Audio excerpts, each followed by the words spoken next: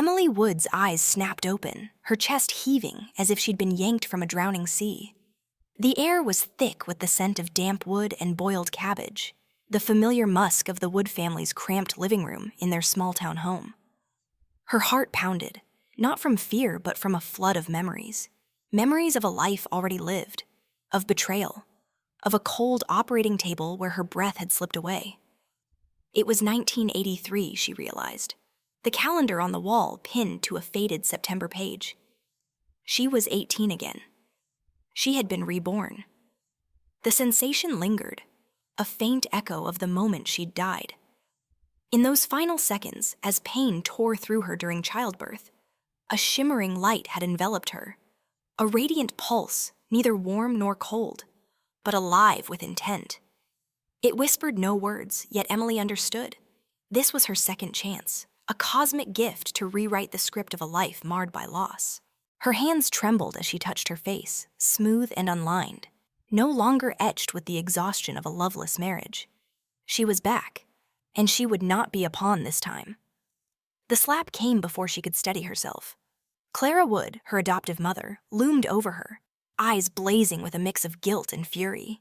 The engagement was arranged between the Cooper and Wood families. Not with you, Emily Wood. Her voice was a whip, sharp and unyielding. Emily's cheeks stung, the pain grounding her in this reborn reality. She blinked, her mind racing to place the moment. It was the day after Clara had brought home Sarah, the girl she declared her long-lost biological daughter, a jade pendant clutched in her hand as proof. The Wood household, once Emily's fragile sanctuary, had shifted overnight into a battleground. Emily's gaze flickered to the corner where Sarah stood, her lips curled in a faint, smug smile. The girl's dark eyes gleamed with something predatory, a hunger Emily now recognized from her past life. Sarah wasn't just a rival. She was a thief, here to claim everything Emily had clung to, her fiancé, future, and place in the world. In her previous life, Emily had fought tooth and nail to keep Zachary Cooper, the boy she'd grown up with, the one promised to her since birth by the intertwined Wood and Cooper families. With their rising influence thanks to Zachary's father's government post, the Coopers were a prize the Woods coveted. Emily had been the bridge, her engagement a seal on that alliance. But Sarah's arrival shattered that delicate balance. Clara's voice cut through again, softer now, laced with a mother's desperation. Emily, you understand, don't you? Sarah's my real daughter. She's been gone 10 years. 10 years of suffering. Zachary was meant for her.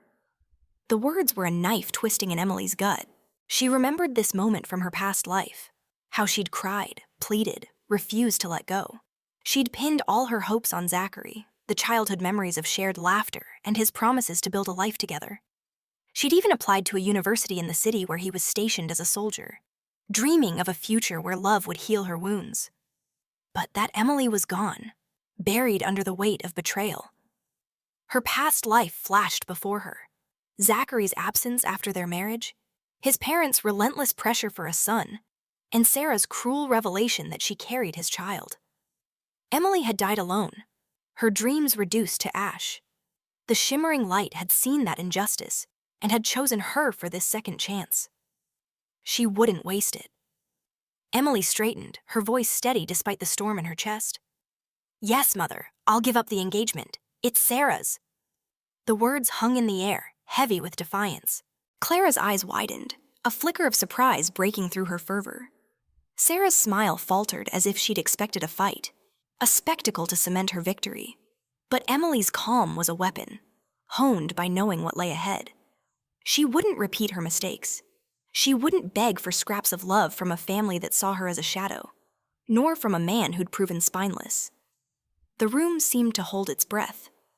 Clara's shoulders sagged, relief mingling with suspicion. You're sure? She pressed, her voice trembling with her guilt. Emily nodded, her gaze locking with Sarah's. I hope you get what you wish for, she said, her tone laced with a quiet edge. Sarah scoffed, leaning closer. You stole my place for 10 years. How do you plan to repay that? Emily didn't answer. She turned, her steps deliberate, and walked toward the door. Laughter followed her, Clara's nervous chuckle, Sarah's mocking trill. But it didn't touch her. Not this time. Outside, the late summer air was heavy, the town's dirt roads buzzing with the hum of bicycles and distant chatter. Emily's mind churned. She had been adopted at 8, a stand-in for the daughter Clara lost. Her life a tightrope between affection and cruelty. Zachary had been her anchor, his small kindnesses, sweets from home, whispered promises, keeping her afloat. But she saw now how fragile that anchor was. The Woods and Coopers had used her. Their alliance was built on her obedience. Sarah's return was just the spark that exposed the truth. The shimmering light pulsed in her memory, a reminder of her purpose. This rebirth wasn't just a chance to survive. It was a call to thrive. Emily's fingers tightened around the strap of her worn bag, her resolve hardening. She would leave this house, this town, this life. Shenzhen awaited, a city pulsing with the promise of China's reforms, where ambition could forge a new path. She would outsmart Sarah, outrun the Woods, and outgrow the girl who'd once believed love was enough. This was her cosmic second chance, and she would seize it with both hands. Emily stood outside the Wood family's weathered home, the September dusk casting long shadows across the dirt yard. The laughter from inside, Sarah's sharp trill, Clara's unsteady chuckle, faded as she clutched her bag, her resolve from moments ago still burning. She had agreed to give up Zachary, her fiancé, to Sarah, the girl Clara claimed was her long-lost daughter. But the weight of that decision pressed against her chest, not from doubt, but from the memories of a decade of living as a ghost in this house. To move forward, she had to understand the chains that had bound her. 10 years ago, at 8 years old, Emily had been brought to this town, a scrawny girl with tangled hair and eyes too big for her face. Her birth parents, crushed by poverty, had sold her to John Wood, a distant relative with a gruff voice and a ledger always open to favors owed. John and Clara had lost their daughter, Sarah, then 8, in a bustling market, her small hand slipping from Clara's grasp. A body was found days later, too mangled to identify, and Clara spiraled into grief, blaming herself. John, desperate to save his wife from madness, bought Emily as a replacement, a child the same age to fill the void. Outwardly, she became Emily Wood, the Wood family's daughter. Inwardly, she was a shadow, a stand-in for a girl who haunted every corner of the house. Clara's love was fickle, a tide that ebbed and flowed with her pain. In quiet moments, she'd brush Emily's hair, her fingers gentle, her voice soft with stories of Sarah's favorite dresses. She'd buy Emily new clothes, simple cotton frocks, and pin them with care as if dressing a doll. But when the grief surged, Clara's eyes would darken, her nails digging into Emily's arm as she hissed, "You're not her. You stole her luck." Emily learned to brace for those shifts, to read the tightening of Clara's jaw, the tremble in her hands. Clara's guilt was a wound that never healed, and Emily was both bandage and blade, soothing her one moment, cutting her the next. John saw Emily differently, a practical man who viewed her as a means to an end. He'd wanted a son, but Michael, his biological child, was a disappointment, lazy, quick to anger. Emily, docile and eager to please, was a better bargain. John hoped she'd grow into a bride for Michael, a common practice in their small town where girls were raised without dowries, tying families tighter. He treated Emily with a distant kindness, slipping her extra rice or a worn book. But his eyes always held a calculation, weighing her worth against the cost of her keep. To the world, Emily was the Wood daughter, enrolled in school, dressed in hand-me-downs. Behind closed doors, she was a tool. Her existence was a transaction to stabilize a fracturing home. Emily's only refuge was Zachary Cooper, the boy next door, her betrothed since birth. The Cooper and Wood families, bound by shared ambitions, had sealed their alliance with the engagement, a pact strengthened by the Coopers' rising status. Zachary's father, now a government official, brought power to the union, while the Woods offered loyalty. 2 years older, Zachary was Emily's constant, a gangly boy with a lopsided grin who'd sneak her candied hawthorns or sit with her under the old willow, promising a future where she'd never feel alone. "When we're married, you'll live with me," he'd say, his voice earnest. "No one will hurt you." Emily clung to those words, her dreams of love and escape pinned to him. She studied fiercely, aiming for a university in the city where Zachary was stationed as a soldier, believing education and love would free her. But Sarah's return shattered that fragile hope. The girl had appeared yesterday, clutching a jade pendant Clara recognized instantly, a trinket Sarah wore the day she vanished. Clara's cry of recognition had been raw, a mother's heart breaking open. She declared Sarah her daughter, the pendant proof enough, and the household tilted to welcome her. Emily saw the shift in Clara's eyes, the way they softened for Sarah, unclouded by the guilt that tainted her gaze for Emily. John, too, adjusted quickly, and his ledger was now open to a new calculation. Sarah, the real daughter, could strengthen the Cooper alliance, especially if she took Zachary's hand. Emily was expendable, her decade of obedience erased by a single pendant. The truth gnawed at Emily, sharpened by her reborn memories. She'd ignored the signs in her past life, believing love could outweigh her disposability. She'd fought for Zachary, only to lose her education, dignity, and life. Clara's cruelty and John's pragmatism had been constants, their affection a mirage. Now she saw them clearly. Clara, a mother broken by loss, projecting her self-loathing onto Emily. John, a man who saw people as assets, not souls. They weren't evil, but their flaws had carved Emily's pain, and Sarah's arrival was the spark that exposed their priorities. Emily's fingers tightened on her bag, the dusk deepening around her. The shimmering light of her rebirth pulsed in her mind, a reminder of her purpose. She wasn't the girl who'd cowered under Clara's rages or clung to Zachary's promises. She was reborn to break free, to forge a life where she wasn't a shadow. The Wood family's home, with its peeling paint and stifling air, was a cage she'd already escaped in her heart.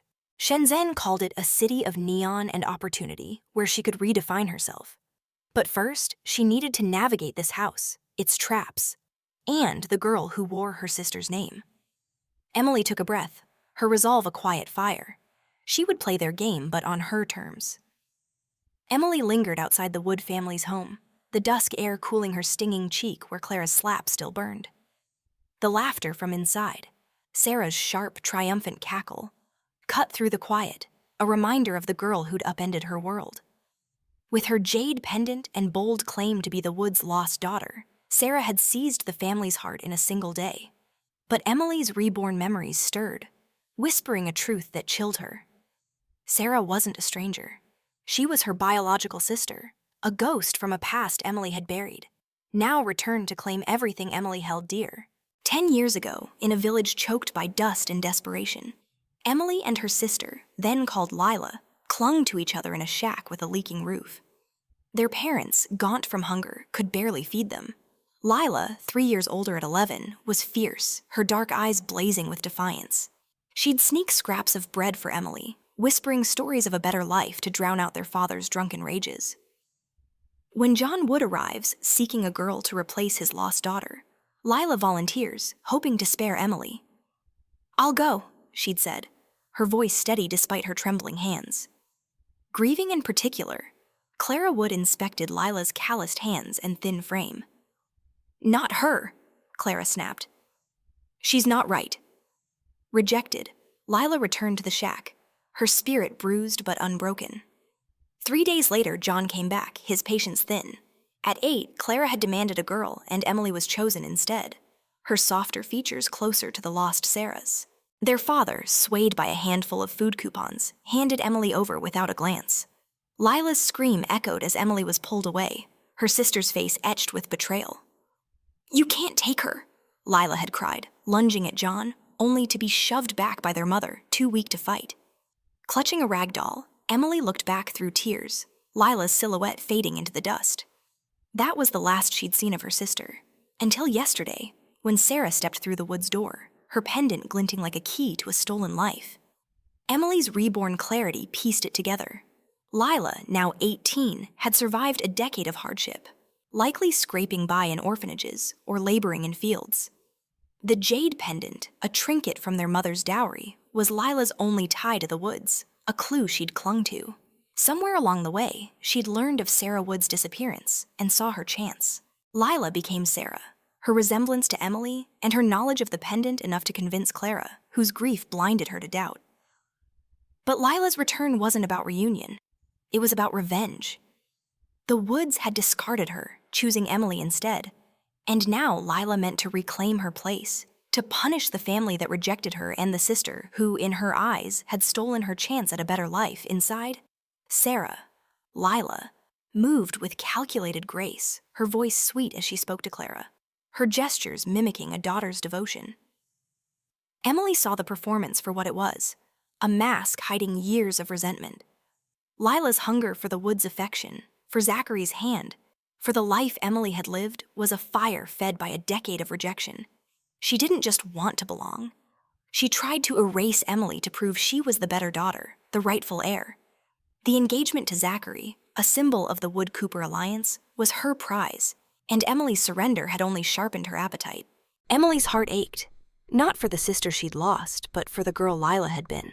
Brave, protective, undone by a world that chewed up the vulnerable. Emily had missed the signs in her past life, blinded by her desperation to keep Zachary. She'd seen Sarah as a rival, not a sister, and died without knowing the truth. Now, the shimmering light of her rebirth illuminated Lila's pain, her motivations as clear as the pendant's green glow. Lila wasn't evil, but her choices were poisoned by bitterness, and her love for Emily was twisted into envy. She'd come to win, and Emily was the cost.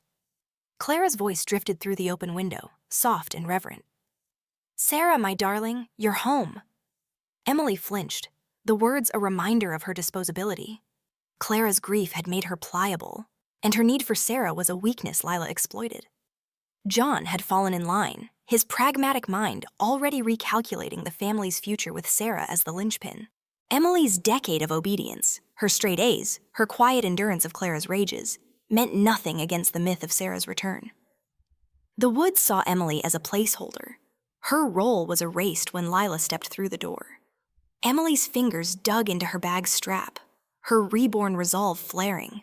Lila's pain was real, but her vendetta was a trap Emily wouldn't fall into. She couldn't save her sister when Lila saw her as the enemy. The Woodhouse, with its peeling paint and stifling lies, was no longer her home. Shenzhen loomed in her mind, a city of neon and promise where she could forge a life free of shadows. But first, she had to navigate Lila's schemes to outmaneuver the sister who wore a dead girl's name. Emily stepped toward the house, her heart steady despite the storm within. Lila might have the pendant, but Emily had the truth, and a second chance to use it.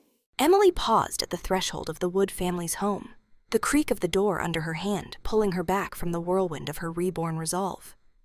The dusk had deepened, the town's lanterns flickering like fireflies. But her mind was trapped in another life, where she'd fought for love and lost everything. The shimmering light of her rebirth, that cosmic pulse that had returned her to 1983, now illuminated her past mistakes. She had to face the ghosts of that life to move forward, the betrayals that had carved her heart into something more challenging and wiser. Her agreement to give up Zachary to Sarah was no surrender. It was a rebellion against a fate she'd already endured. In her previous life, Emily had been a girl of desperate hopes, pinning her future on Zachary Cooper, the boy whose lopsided grin had once felt like home. When Clara demanded that she relinquish the engagement with Sarah, Emily refused, her voice breaking with defiance. "He's mine," she'd sobbed, clutching the promise of their childhood. The willow tree picnics, the candied hawthorns, Zachary's vows to protect her. The Wood and Cooper families had bound them at birth, a pact of power, and Emily saw Zachary as her escape from Clara's cruelty, from her role as a shadow. She'd applied to a university in the city where he was stationed, her nights spent studying by candlelight, dreaming of a life where love would make her whole. But Sarah's return, with her jade pendant and Clara's fervent embrace, shifted the ground beneath her. Overwhelmed by guilt for her lost daughter, Clara pressed Emily to sacrifice more than Zachary. "Give Sarah your university spot," Clara had pleaded, her eyes wet with tears. "She's suffered so much." While grasping at her engagement's lifeline, Emily agreed, believing Zachary's love would anchor her. She withdrew her application, handing Sarah the future she'd fought for. In a haze of desperation, she married Zachary, thinking a ring would secure her happiness. The wedding was small, the town's whispers loud. Emily, the adopted girl, had won the Cooper heir. But the victory was a mirage. Married life was a slow unraveling. Zachary, stationed far away, was a ghost in their home, his letters sparse, his visits brief. Emily lived with his parents, who filled the silence with demands. "Please give us a son," his mother snapped, her eyes cold. "You're useless otherwise." They blamed her for every month without a pregnancy, their words like stones piling on her chest. Isolated in the Coopers' stark house, Emily felt her dreams erode.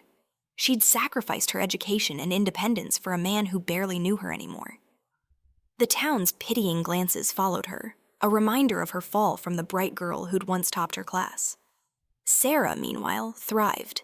With Emily's university spot, she'd earned a degree and landed a government job, her smile radiant in the town's gossip. Emily saw her rarely, but each encounter was a wound. Sarah's confidence, her ease, a mirror to Emily's fading light. The final blow came when Emily was pregnant, her body heavy with hope for a child who might soften the Coopers' disdain. Sarah visited the hospital, her face serene as she leaned close. Emily whispered, "Having his child." The words were a blade slicing through Emily's heart. Zachary's infidelity, Sarah's triumph, confirmed what Emily had feared. She'd been a fool to trust love. Emily planned to divorce Zachary after the birth, to reclaim some shred of herself. But fate was crueler. On the operating table, as pain tore through her, the world dimmed. The doctor's shouts faded, and Emily's last breath carried her regret. She'd given everything for a man who'd chosen another, for a family who'd never seen her. The shimmering light had met her then, a cosmic mercy granting her this second chance. She died at 24, her child unborn, her dreams unclaimed.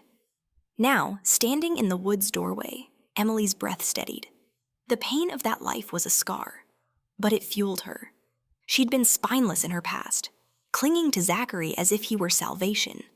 She'd let Clara's guilt, Sarah's schemes, and the Coopers' greed dictate her path. No more. Her agreement to give up the engagement wasn't a weakness. It was strategy. Sarah, her sister Lila, masquerading as the Woods' daughter, could have Zachary, the Coopers, and the whole rotting alliance. Emily wanted none of it. Her eyes flicked to the darkening sky, where stars began to pierce the dusk. Shenzhen waited, a city of neon and ambition, where she could build a life on her terms. "It's Sarah's," Emily repeated softly, stepping back from the door. The words were a vow, not to Clara or Sarah, but to herself. She wouldn't repeat the mistakes of her past life. The woodhouse, with its lies and shadows, was a prison she'd already escaped in her mind. Lila's vendetta, Clara's desperation, and Zachary's promises were chains she'd break. The shimmering light pulsed in her memory, a beacon of her purpose.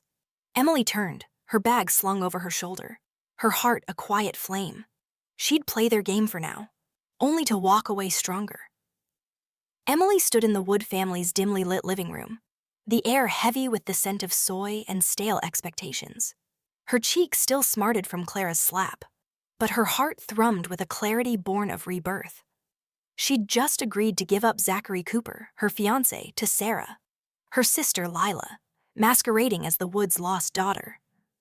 The words had slipped from her lips like a key turning a lock, not a surrender, but a calculated move. Sarah's smug smile flickered, expecting tears, but Emily's calm was a shield honed by memories of a past life where clinging to love had led to ruin. In September 1983, she'd play their game, but only to break free. Sarah leaned closer, her voice syrupy with false warmth.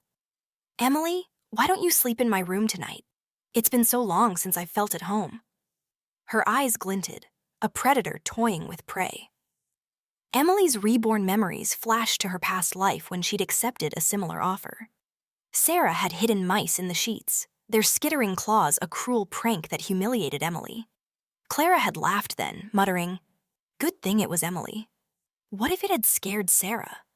The memory steeled Emily's resolve. She wouldn't fall for Lila's traps again. "No, thank you," Emily said, her tone polite but firm.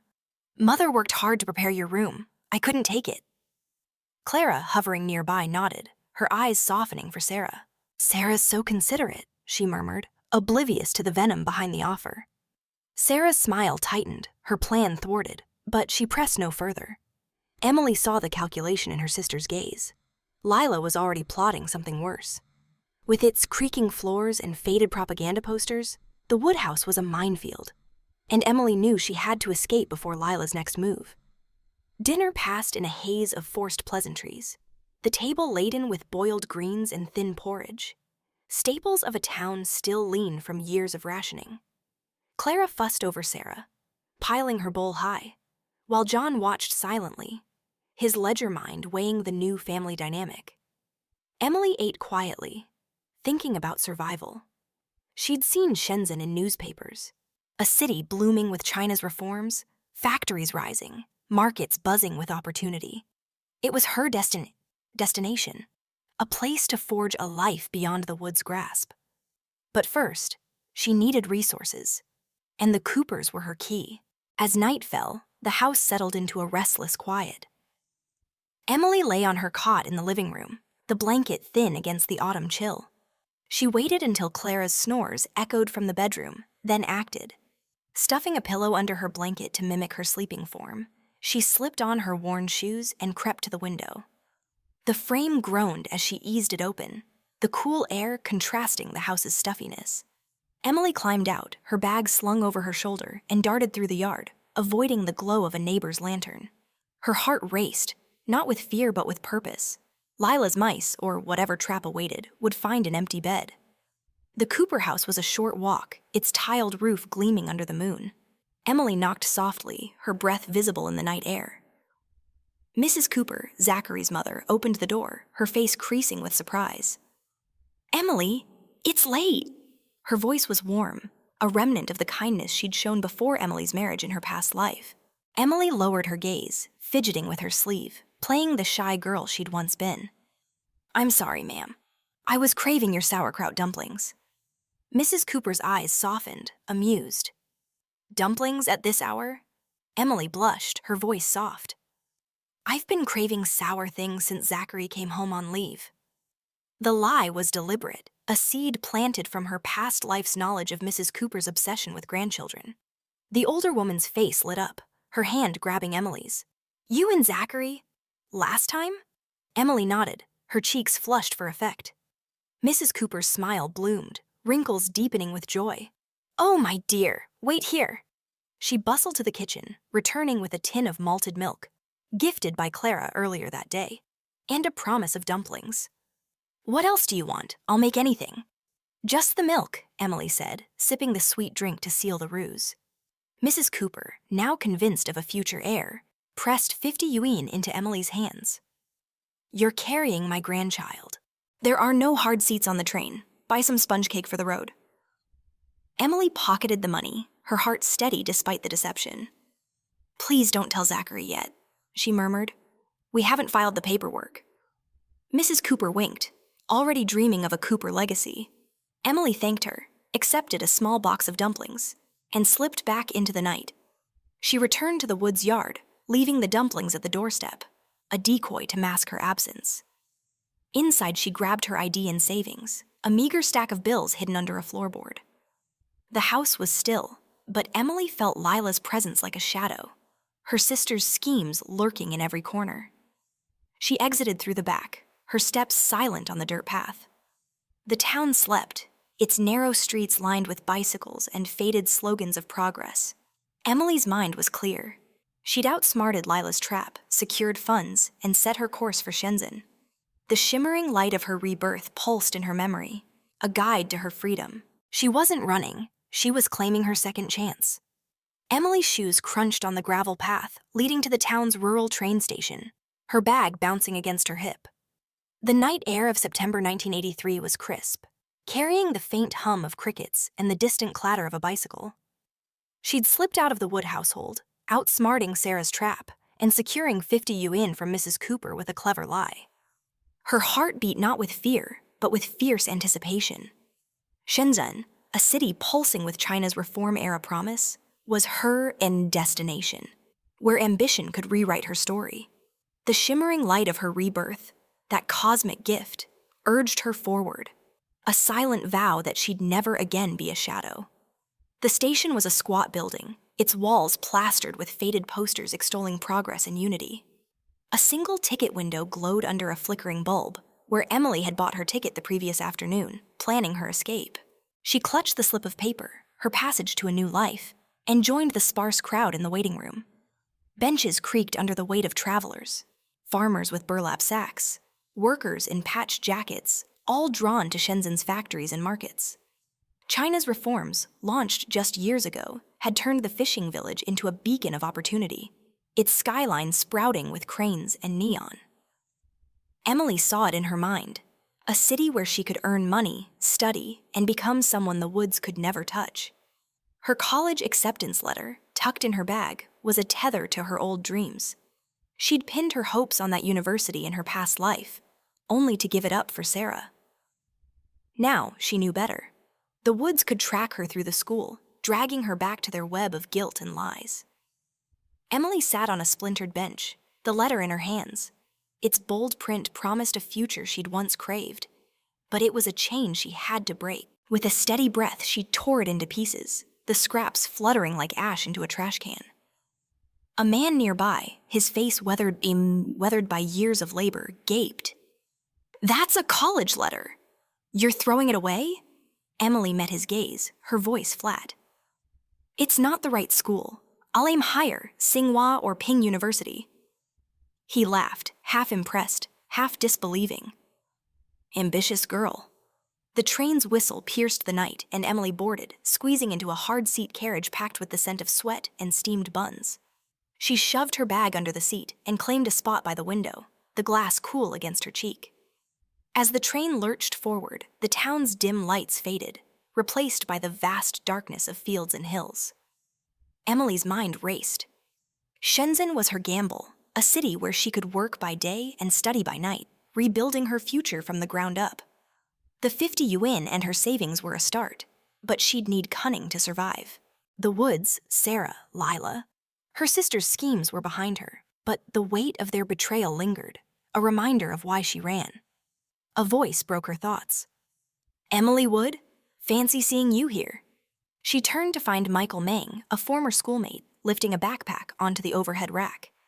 His easy grin and crisp Dacron jacket stood out in the crowded carriage.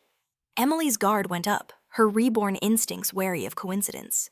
She knew Michael vaguely, tall, quick-witted, from the class next door. But his presence felt too convenient. "This your seat?" she asked, her tone skeptical. He nodded, settling beside her. "I swapped with a guy. Are you heading to Shenzhen?" His eyes held a spark of curiosity, but Emily kept her distance, her hand on her bag. "Something like that," she said, her voice cool. Michael's presence unsettled her. In her past life, she'd barely noticed him. Her world narrowed to Zachary in the woods. Now, his casual familiarity, calling her by name, claiming a shared destination, felt like a puzzle she couldn't solve. Was he following her? Shenzhen drew thousands, but this train, this carriage seemed too precise. She recalled whispers from school. Michael's family had ties to the city, and his parents were early players in the reform boom. Yet here he was, on a rattling greenskin train, not a cushy sleeper car. Emily's fingers tightened on her bag, her mind weighing trust against caution. Thieves and opportunists thrived on trains, and a pretty face like hers drew attention she didn't want. "Chasing your future?" Michael asked, his tone light but probing. Emily stared out the window, the passing fields a blur under the moon. "Something like that," she repeated, unwilling to share her plans. Shenzhen was her lifeline, a city where factories paid wages and markets rewarded hustle. She'd read of women rising there, opening stalls, managing shops, defying the old ways. That was her path. Not love, not promises, but work and will. Michael leaned back, unfazed by her reserve. "Me too," he said, his voice softer. "Big things in Shenzhen." Emily didn't respond, her eyes fixed on the horizon. The train's rhythm steadied her. Each clack clacks a step away from the woods, Lila's venom, and Zachary's hollow vows. The shimmering light of her rebirth glowed in her memory, a beacon of purpose. She wasn't just fleeing. She was building, brick by brick, a life where no one could claim her. Michael's presence was a wild card, but she'd face him as she faced everything, on her terms, with eyes wide open. The train to Shenzhen rattled through the night, its wheels clacking a steady rhythm against the tracks. Emily Wood leaned against the cool window, her breath fogging the glass as the dark fields of 1983 China blurred past. Her bag, stuffed with her meager savings and the 50 yuan conned from Mrs. Cooper, rested under her seat, a tangible anchor to her escape. She'd outsmarted Sarah's trap, slipped from the Wood family's grasp, and torn up her college acceptance letter to sever their hold. In the crowded, hard-seat carriage, surrounded by the murmurs of hopeful migrants, Emily's mind turned inward, tracing the roots of her past to fuel her resolve for the future. The shimmering light of her rebirth, that cosmic gift, glowed in her memory, urging her toward a life of her own. Emily's thoughts drifted to her biological family, a wound she'd buried in her past life but now faced with reborn clarity.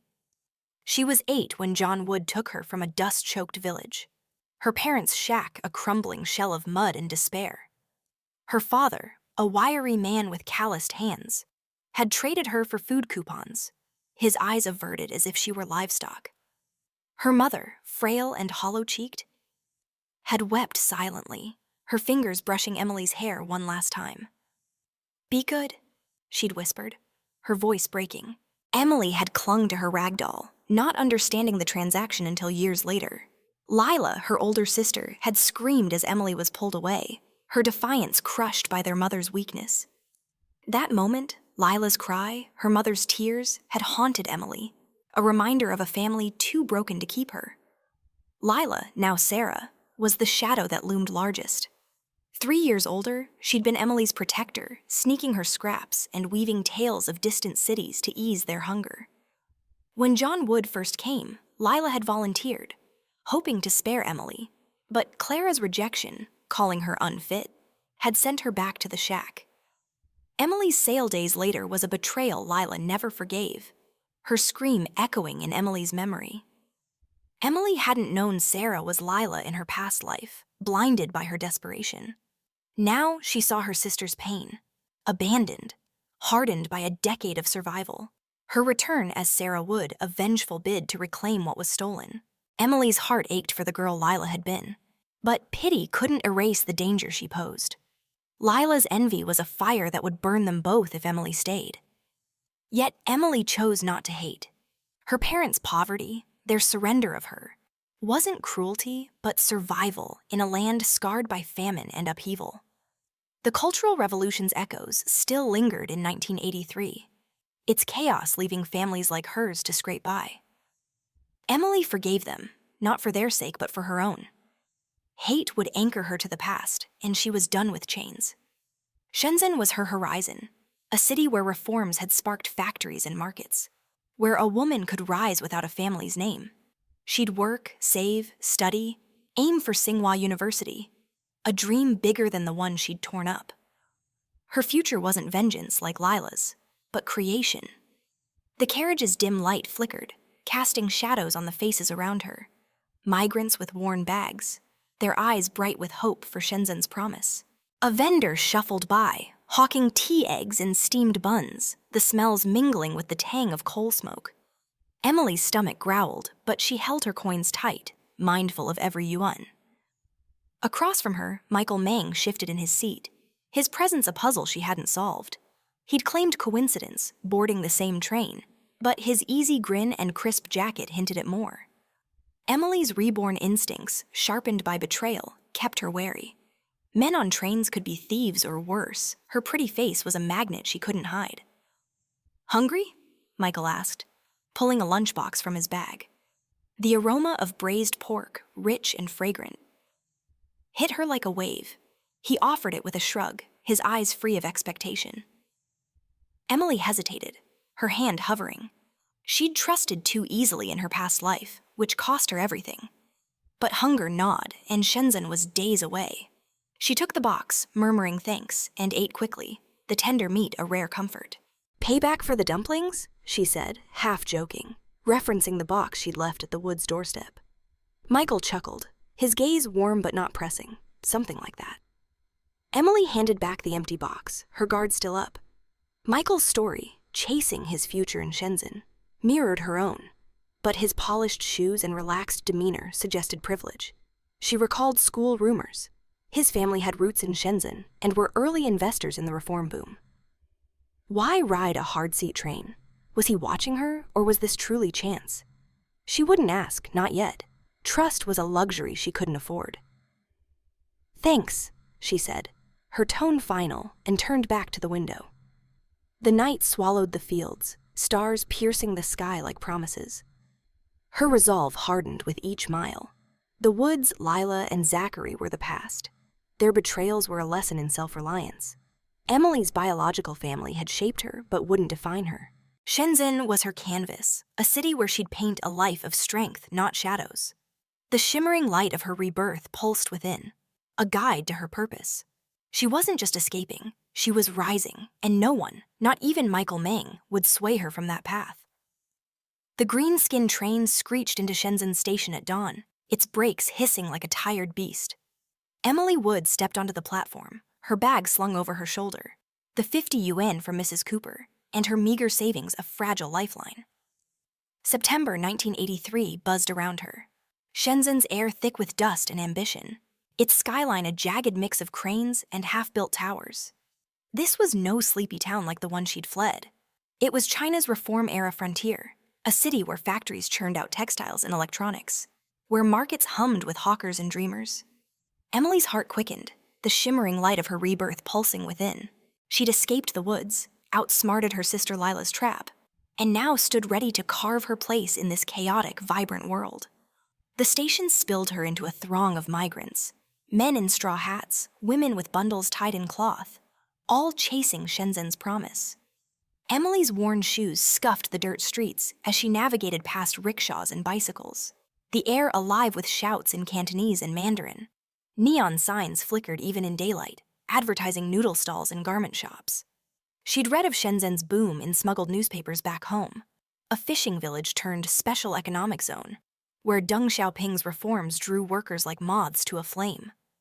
Here, a woman could start with nothing and rise if she was quick and bold. Emily was both. Her first stop was a street market, its stalls crammed with steamed buns and roasted chestnuts.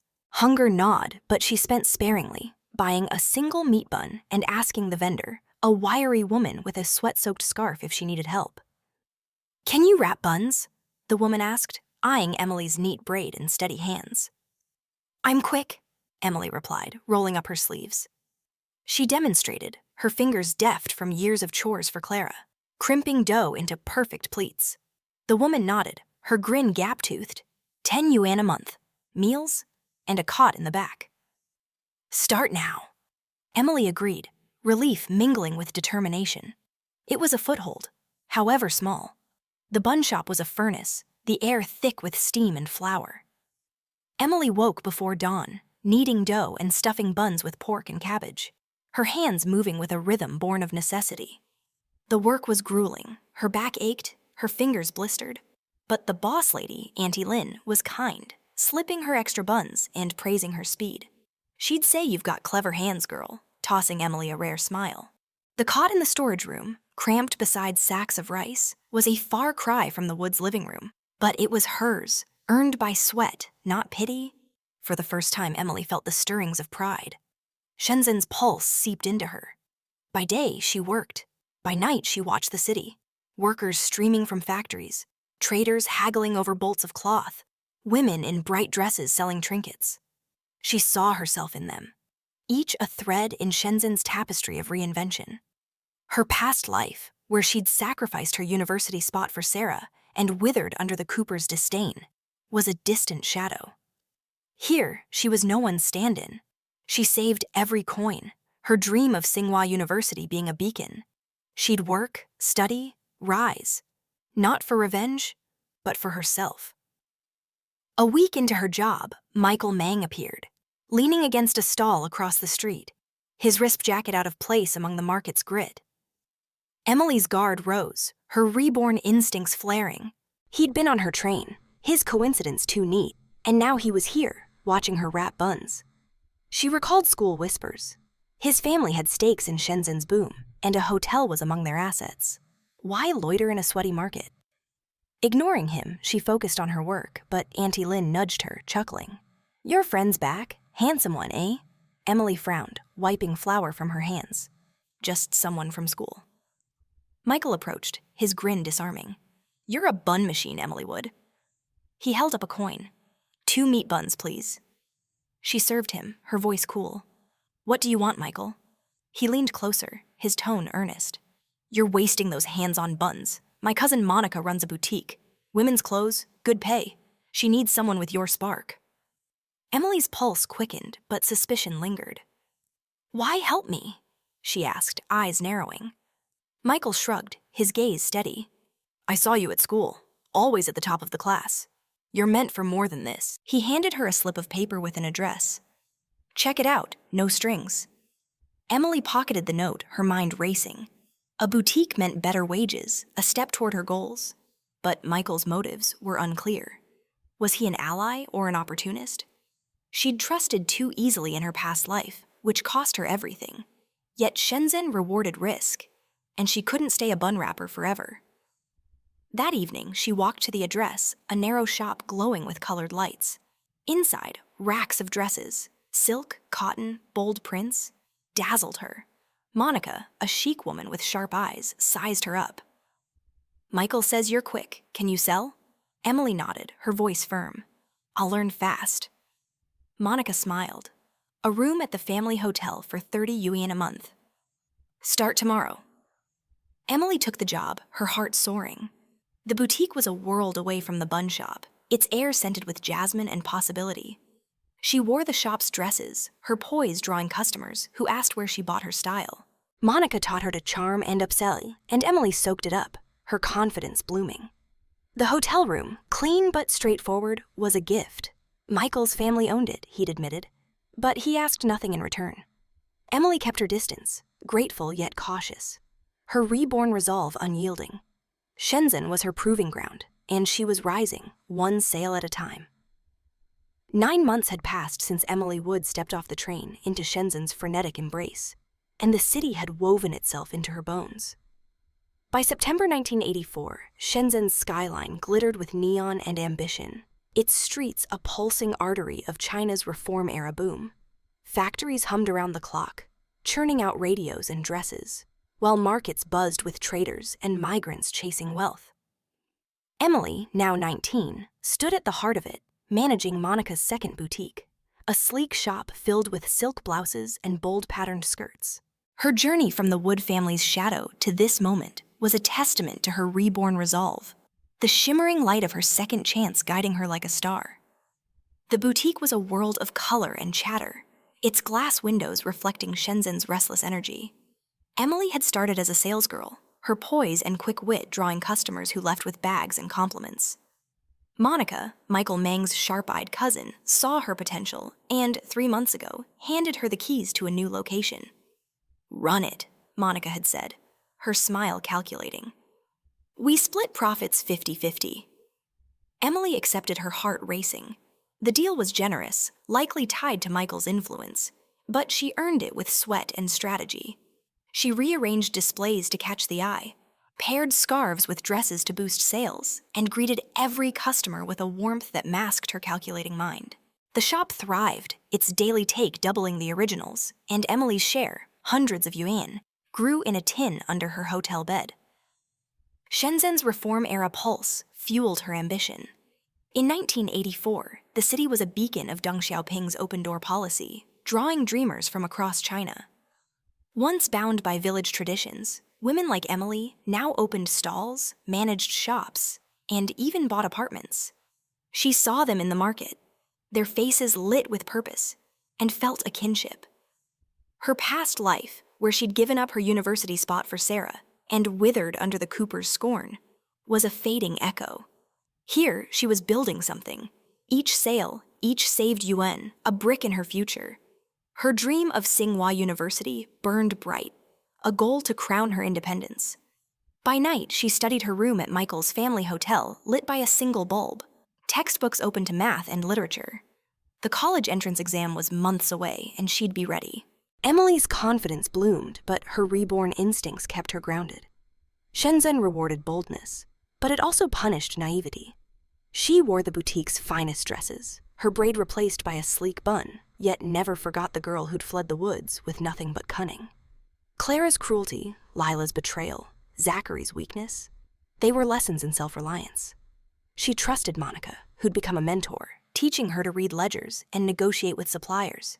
But Michael Meng, ever present, was a question she hadn't answered. His visits to the boutique were frequent, his grin a mix of admiration and something more profound. He'd helped her rise, securing the hotel room, the job. But his motives remained a shadow she couldn't shake. One evening, as the boutique's shutters rattled, Michael waited outside, his silhouette sharp against the neon glow. "Walk with me," he said, his voice soft but insistent. Emily hesitated, her bag heavy with the day's earnings. She followed, keeping pace along a street lined with noodle stalls and blinking signs. Shenzhen's night was alive, workers laughing, radios blaring Cantonese pop. Michael stopped at a bench overlooking a construction site, cranes looming like giants. "You're doing amazing, Emily," he said, his eyes searching hers. "But you don't have to do it alone." He pulled a set of keys from his pocket, glinting in the lamplight. "I bought a place nearby. If you're willing, it's yours. Ours." Emily's breath caught, her heart a tangle of warmth and caution. Michael's affection had grown clear. His daily visits, his quiet support, the way his laughter softened her edges. She'd leaped at love in her past life, trusting Zachary only to fall. Michael was different. His kindness was steady, and his ambition mirrored hers. She'd learned from Monica that he'd delayed college to stay in Shenzhen, his family's hotel, a small empire he helped run. Yet his offer stirred fear. A home, a life together, meant vulnerability, a risk she wasn't ready to take. She needed her footing, a foundation no one could claim. "Michael," she said, her voice firm but gentle. "I'm grateful, but I need to stand on my own first. College, the shop, those come before anything else." She met his gaze, her eyes steady. "Wait until I've saved enough until I'm at Tsinghua. Then we can talk." Michael's face lit up, not with disappointment, but with respect. "Really?" he asked, a boyish hope breaking through. Emily nodded, a small smile tugging her lips. "Really?" He pocketed the keys, his grin wide. "I'll wait, Emily would." She walked back to the hotel alone, the city's neon painting her path. Shenzhen was her proving ground. Its chaos mirrors her ambition. The woods, Lila, her past life's betrayals, they'd taught her to guard her heart, but Michael's patience chipped at her walls. She wouldn't rush, wouldn't repeat her past mistakes. The shimmering light of her rebirth glowed within, a reminder of her purpose. Emily was rising, not just surviving. Independence was her most genuine love. Tsinghua awaited, and she'd claim it on her terms. The Shenzhen sun blazed over the examination hall, its heat seeping through the open windows as Emily Wood set down her pen. It was June 1984, and the college entrance exam, a grueling math, literature, and history marathon, had just ended. Her heart pounded, not with doubt but with certainty. The questions, many familiar from her past life, had flowed under her pen, her nights of study in the boutique's back room paying off. She was confident she'd aced it, her scores likely securing a spot at Tsinghua University. The dream she'd chased since fleeing the woods. The shimmering light of her rebirth pulsed within, a quiet affirmation of her path. At 19, Emily was no longer a shadow. She was a force, carving her future in Shenzhen's neon-lit crucible. Outside the hall, the air buzzed with students' chatter, their voices mingling with the hum of bicycles and distant factory horns. Shenzhen in 1984 was a city in overdrive, its special economic zone status fueling a frenzy of construction and commerce. Skyscrapers rose alongside noodle stalls, and women like Emily, migrants with grit, were reshaping the city's pulse. She adjusted her cotton dress, a boutique sample that hugged her frame, and scanned the crowd for Michael Meng. He'd taken the exam too, and their late-night study sessions were a bond forged in shared ambition. Her feelings for him had deepened, his steady support chipping at her walls. But she held firm to her independence, wary of love's risks after her past life's betrayals. A voice cut through her thoughts, sharp and unwelcome. "Emily, I finally found you!" Zachary Cooper pushed through the crowd, his soldier's uniform crisp, but his face haggard. Her stomach twisted at the sight of him dragging her back to the Wood family's suffocating web. In her past life, she'd married him, only to endure his absence and infidelity, dying betrayed on an operating table. Now, his presence was a ghost she'd outrun. "What are you doing here?" she asked, her voice cold, stepping back as he reached for her. Zachary's eyes, once her anchor, now pleaded. "I've been searching for you." "Why did you disappear?" Michael appeared at her side, his presence a quiet strength. "She's with me," he said, slipping an arm around her shoulders. His tone was firm and protective, and Emily felt a flicker of warmth. "Michael?" Zachary frowned, recognizing him from school. "Are you dating her?" Emily nodded, her gaze steady. "It's true." Zachary's face crumpled, desperation breaking through. "You're carrying my child, Emily. How can you—" She cut him off, her voice sharp. "We held hands, Zachary, nothing more. If your mother says otherwise, talk to her." His claim, born of her lie to Mrs. Cooper, was a fiction she'd used to escape, and she felt no guilt dismantling it. "Why didn't you go to college?" "Why run?" Zachary pressed, his voice cracking. Emily's laugh was bitter. "To stay far from the Woods and Coopers. That's reason enough." She saw him now, a mama's boy, bending to his mother's will in her past life, silent as she berated Emily. "You were kind once," she said, her tone softening but resolute. "But you never stood up for me. Your mother ruled you, and I paid the price." Zachary grabbed her arm, his voice low. "I cared for you. Come back." Emily pulled free, her eyes blazing. "Not even if it kills me. Go home, Zachary. Don't tell anyone you saw me." Michael guided her away, his hand steady on her back. The crowd swallowed Zachary's defeated figure, and Emily exhaled, the past receding like a bad dream. She and Michael walked through Shenzhen's bustling streets, past hawkers selling mangoes, and radios blaring pop tunes. The city's energy mirrored her own, a relentless drive to build, to rise. Michael glanced at her, his grin soft. "You handled that like a pro." Emily smiled, her heart lighter. "I've had practice." He led her to a modest house on the city's edge, its tiled roof contrasting the towering cranes nearby. "My grandparents want to meet you," he said, his tone nervous. Inside, the air smelled of steamed fish and jasmine tea, a warmth that wrapped Emily like a blanket. Grandpa Mang, in a tank top and slippers, fanned himself with a newspaper, his eyes twinkling. "So you're the Emily Michael won't shut up about." Grandma Mang, bustling from the kitchen, smacked her thigh. "Why didn't you warn us? I'd have cooked more." Their laughter, free of pretense, melted Emily's defenses. In her past life, the family had been a cage. Here, it felt like a hearth. Emily learned Michael's truth over dinner. Dumplings, braised pork, pickled radish. He'd delayed college to stay in Shenzhen, moving into the family hotel to be near her. His crush rooted in high school days when she'd topped every exam. "He saw you at the station." Grandpa Mang chuckled and bought a ticket to follow. Emily's eyes widened, meeting Michael's sheepish grin. "You lied about coincidence?" she teased, but her heart swelled. Unlike Zachary's hollow promises, his devotion asked for nothing but time. As they left, Grandma pressed a red envelope, which was heavy with cash, into Emily's hands. "Michael skipped college for you," she said, her eyes soft. "Just be good to him." Emily tried to refuse, but Grandma insisted, her warmth starkly contrasted with Clara's coldness. Walking back to the boutique, Emily turned to Michael, her voice firm. "Don't ever sacrifice like that again. No one's worth it." He smiled, his gaze searing. "You are." Emily's walls cracked, but she held her ground. She'd face her future, manhwa, the boutique, maybe Michael, with eyes open, her independence intact. Emily Wood stepped off the train into her old town's dusty station, the air heavy with the scent of coal and memory. It was 1986, 2 years since she'd fled the Wood family's grasp for Shenzhen's neon promise. Now 21, she was a second-year student at Tsinghua University, her college entrance exam triumph securing her place. Her boutique business, co-managed with Monica, thrived, its profits funding her studies and a small apartment.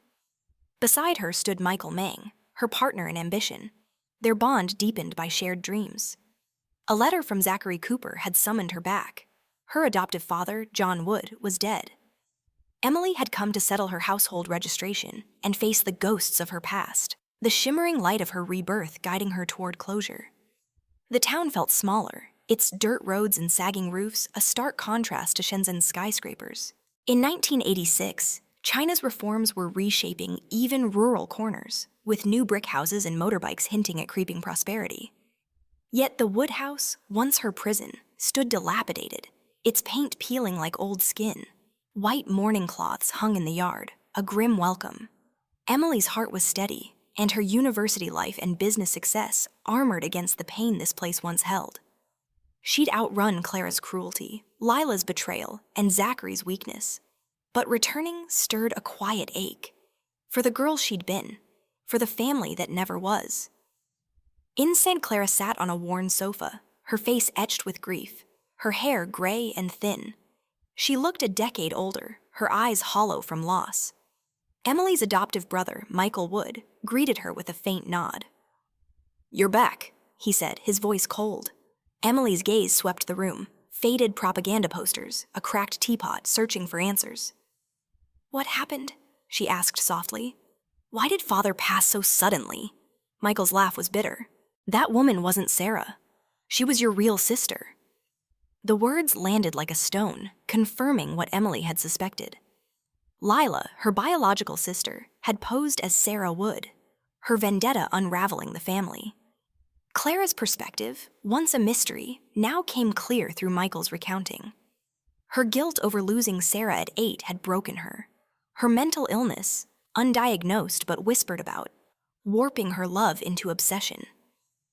When Lila arrives with the jade pendant, Clara sees salvation, a chance to erase her failure. She'd rejected Lila years earlier, deeming her unfit, and the shame of that choice blinded her to Lila's deception. John, ever pragmatic, saw Lila as a better asset, a real daughter to strengthen the Wood-Cooper alliance. He'd bought Emily as a placeholder, hoping she'd wed Michael, but Lila's return shifted his ledger. Neither questioned Lila's claim, their flaws, Clara's desperation, John's calculation, making them pawns in her game. Michael's voice grew heavy. After Emily fled, the Woods thought she'd gone to Michael in the countryside. When letters revealed her absence, Lila turned to Zachary, aiming to marry into the Coopers. The Coopers refused, their alliance tied to Emily's supposed pregnancy. Lila spurned and seduced John. Her affair was a twisted revenge against Clara's rejection. They were caught in bed, the scandal shattering the household. Lila revealed she was pregnant weeks ago, pushing Clara over the edge. In a rage, Clara attacked them with a kitchen knife, killing Lila and wounding John, who died days later. Clara's mental illness spared her prison, but she was a husk, lost to grief. Emily listened, her face calm but her heart churning. Lila's path, fueled by a decade of hardship after their parents' betrayal, had led to this tragedy. Emily had tried to warn her, leaving a letter detailing the Woods' dysfunction before fleeing. But Lila chose darkness, her envy consuming her. Emily felt no triumph, only sorrow for the sister who'd once protected her. She glanced at Clara, who suddenly lunged, screaming, "You wretched girl! You brought this curse!" Michael Mang stepped in, shielding Emily, his presence a quiet strength. He led her out, the yard's mourning cloths flapping like ghosts. In the street, Zachary appeared, his soldier's uniform faded, his face lined with regret. "I'm sorry," he sighed, recounting the Woods' collapse. "I should have fought for you." Emily shook her head, her voice firm. "It's done, Zachary. Live your life." She felt no anger, only pity. He was trapped in the same web she'd escaped. She and Michael walked to the town office, where Emily finalized her registration, severing her legal ties to the Woods. The clerk's stamp was a quiet victory, her independence complete. As they boarded the train back to Shenzhen, Emily looked at the receding town, its rooftops swallowed by dust. The Woods' downfall was a mirror to her rise. Clara's guilt, John's greed, and Lila's vengeance had destroyed them, while Emily's resolve had built her anew. Singhwa's lecture halls, the boutique's bustle, Michael's steady hand, these were her truth.